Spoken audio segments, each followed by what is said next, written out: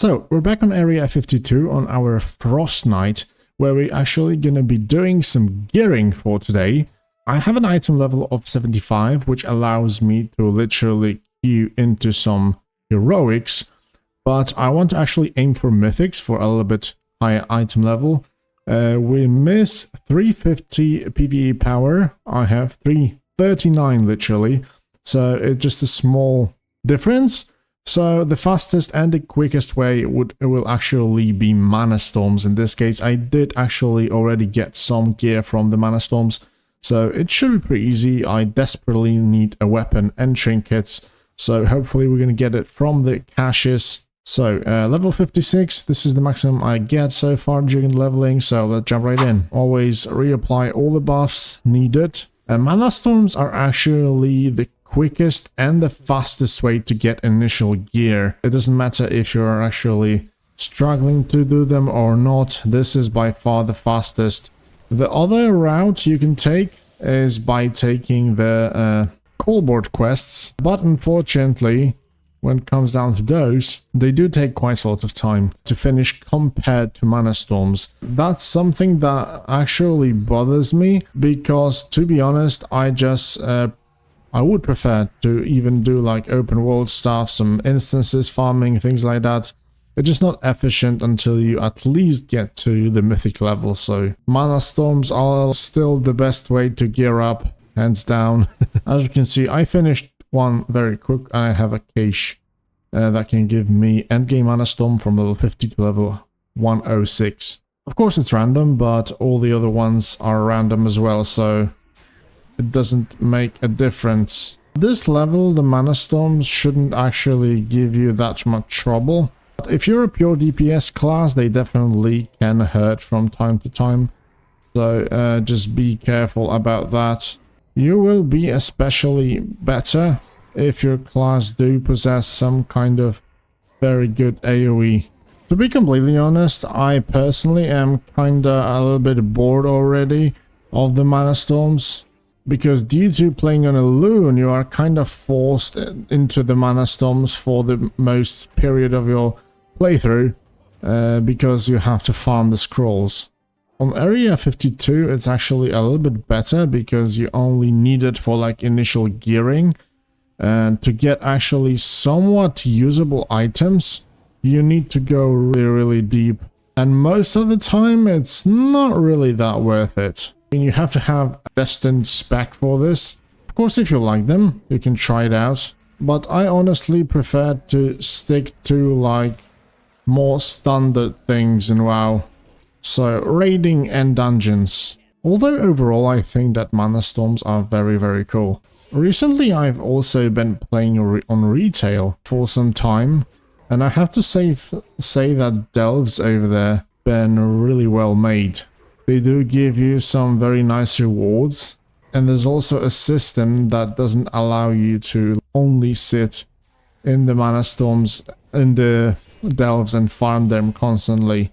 So you also are kind of maybe artificially forced to go and do different content, but yeah, it's way easier. It's a very nice catch-up mechanics for people that don't have that much time to play. Yikes, I better get out of there quickly. Nice. Always remember to avoid those mechanics that are usually pretty deadly. So far, I'm not quite sure what kind of DPS is actually required to do some content here. But I guess when we start going to mythics, we can kind of compare if we can do something already, or we still need some better gear. Also, always be aware of the CC, because if you get CC in one of the mechanics of the mana storms, you are pretty much dead. Also, when you're learning, make sure that you don't actually do big pulls, because you can very easily get overwhelmed, believe me. And there's really nothing you can do, especially if you are playing a pure class DPS like this one that is pretty much glass cannon. As you can see, this archetype doesn't even have any defensive cooldown whatsoever, so... but the damage is pretty deadly. I do love all those custom levels Ascension made from the open world, for example. Pretty damn cool. I think 15 levels should be enough to get those missing pieces for ourselves. Oh, look at this. I'm almost dying because some random caster was shooting at me from afar. So yeah, as you climb higher, definitely be aware of all the mechanics and things that are going your way. Okay, we're on level 69, so this should be almost the last we need. At least I hope. I also have to admit that somebody in the comments under the previous Area 52 video told me that White Walker is actually pretty weak. I didn't actually have that much chance to test it in like a PvE environment, except for of course solo mana storms, which doesn't seem to pose that much threat in the end. But for me, he looks pretty damn powerful, to be honest. I can do over 10k DPS with these, which on Elune would probably be laughable, but here, I'm not that sure about that. Oh crap, I didn't escape from the blade storm and died. Never mind. We did actually get quite a lot of caches, so hopefully we can get some trinket maybe. I've got better ones, my rings as well. Haste is not needed for me, I need crit and maybe some hit as well. I've 40 spell power, that's pretty crazy. Although I do lose quite a lot of hit. But at this point I need item level and the PvE power mostly, so that's a big upgrade. A two-handed staff finally. As you can see, my heirloom staff is a lot more powerful. Because it has slower weapon damage, but the weapon damage in itself is like almost 2 times higher. But the thing is that actually the Sinister Strike is a very small portion of our damage, which is needed for combo point generation. So the main thing is actually spell power, so that's what we are looking for. It's really a shame that we are using a two-handed weapon. I do get magic acceleration, which when wielding a two-handed weapon, your spell haste is increased by 12%. We are not casting anything at all, so this is just a wasted stat.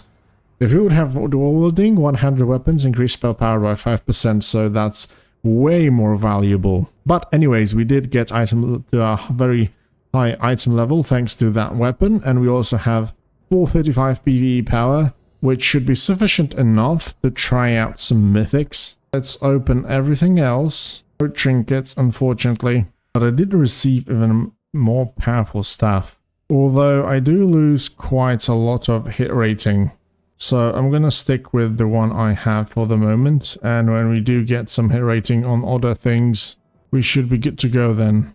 I probably should just equip everything that has hit rating on. Those are very good. They have everything we need, like hit rating, critical strike rating, spell power.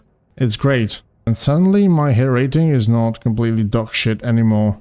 It's not yet optimal, but we are definitely in a better position now.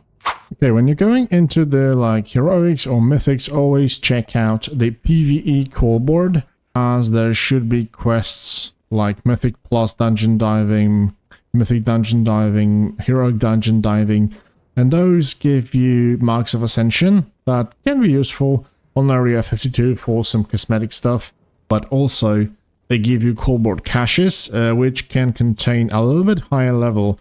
The higher level you have, the higher level will be the rewards. So, you can hoard them for as long as you can, because they last only 1 day. But if you finish the dungeons, then you can expect even more loot, basically. The only problem with them is they are not stat specific. They're completely random, so as an intellect user, you can get strength things and stuff like that. But yeah, it's still worth it. Guys, I think we are now ready to queue into some mythics. Item level 108. Oh my god, I'm still not ready. Okay, I guess we're gonna check out the Burning Crusade heroic then. Unfortunately, as a DPS, we will probably need to wait a little bit, and this is perfect timing while you're in the queue to actually knock out those quests from the call board. So, oh wait a minute, I still have 2 10-slot bags, so it's perfect time to actually change them. You can also, for Marks of Ascension, I completely forgot about it, you can also buy heirlooms now, so if you're on area 52, those can be really worth it. Imbued 18, but they're a lot more expensive. I just need 2 more for extra 12 slots, I think. Yeah, because I have 10 slots for the moment. Now it's definitely better. Now then, let's get back to Shatra and head for the quests. Okay, it seems that our quests actually are located in Netherstorm. Haven't seen that before, but look at this. The story progress. Is it custom made? I haven't seen that before. Look at this. Pretty cool thing. There's somebody looking for a 14 Mythic plus key, set heck holes, and I just whispered them to kinda see how much single target DPS I need for people to actually get me in. This can be really helpful in the future. Oh, there's a new guy as well. He responded quite new to Ascension. What single target is ST? Okay, he's new, so this probably will not be the most accurate assumption, but anyways, let's see. 6.5 should be good enough. I mean, come on guys, with this item level, I do like over 10k with ease. Okay, I guess I just need the item level. Maybe I'm just gonna head straight up into the Mythic Plus, if 6.5 is enough. Because there are absolutely no queues, we need a healer. Okay, then sign me up. I guess I don't need to do normal heroics if I can already do this. I'm the final DPS, so this should be fine. Oh dude, I've always loved all those planets in the background. Oh, now it disappeared. Okay. Okay, nice. We've got a teleport. Okay, let's go. We are ready. First back, and I guess I'm doing okay. I'm constantly clicking my healing potion from mana storms. Dude, I hate when sometimes the slice and ice don't want to refresh. I don't know exactly what's the reason behind it, but it just simply does. A mythic champion, what the hell is this? Is this some custom mob in here? Haven't seen that ever before. Shit, it's not interruptible. I really love the spec, except for one really simple thing. That you can't use your standard ice lance, and they added like the separate one.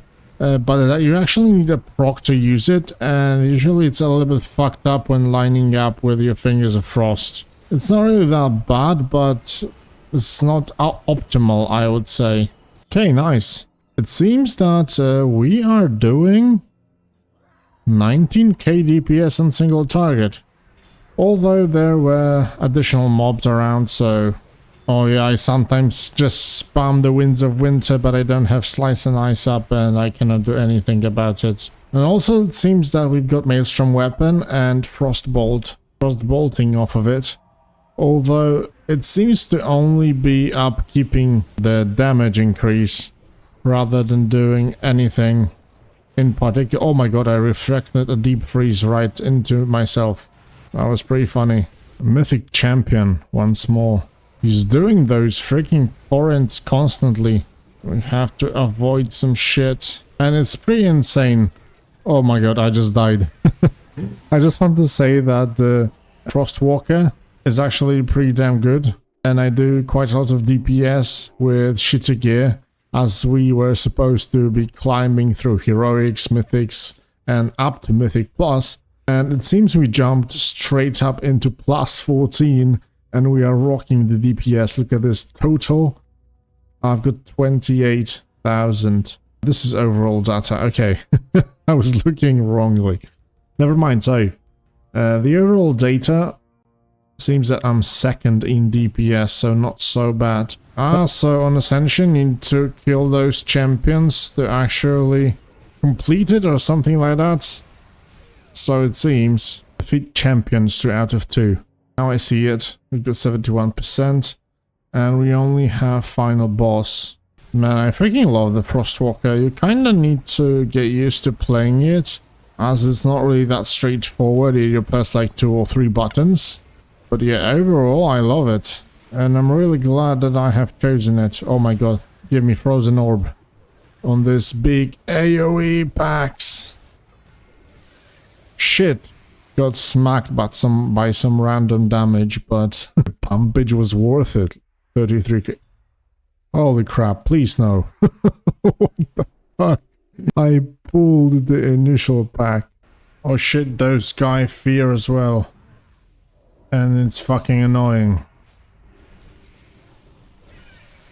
Ah, crap. Why did I die to? Corpse explosion. Ah, fuck, this is an affix. I completely forgot to check the affixes. Holy shit, draining touch, back tactics, and fortified. With such a big AoE damage I do, no wonder they exploding all at the same time and kill me straight up. Although according to the death recap, they do like 3k damage. I'm sitting on like 12k, so it's not like deadly.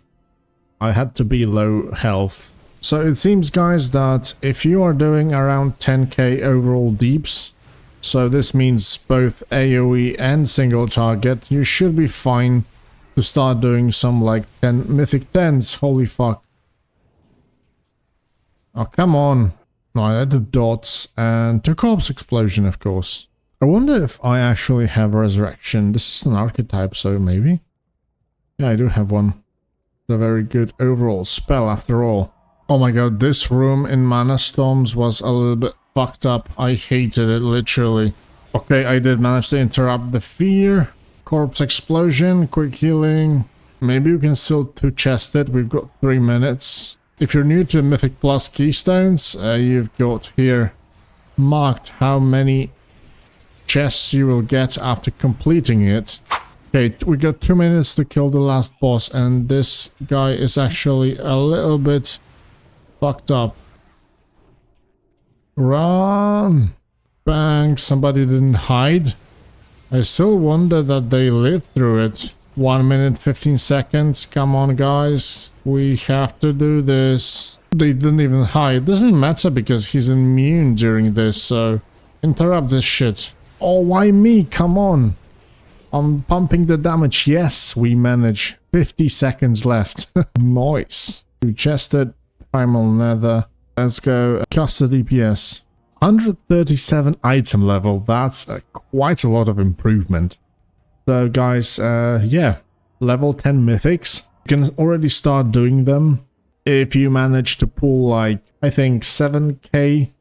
Yeah, he said 6.5. So if you're above that, you can easily start doing like plus 10s and get those very nice improvements like this one. Look at this, Mythic plus 14.